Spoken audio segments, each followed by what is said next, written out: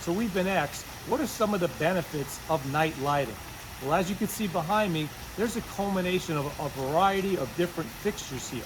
We have fixtures that are nestled under the water so that as water cascades down the waterfall, it illuminates, it sees all the different crashes and really makes it come to life. Then there's some lighting that's up on the handrail and netting and roping. Those down lights will give your riders and guests the safety factor as you're coming up to the slide, knowing that they could see each step and they're welcome. It also gives a nice soft illumination in a down lighting fashion. There's also landscape lighting, as you can see throughout the project, and that actually softens the landscape and brings it to life at night. You can see the culmination of lights with fire in the tiki torches.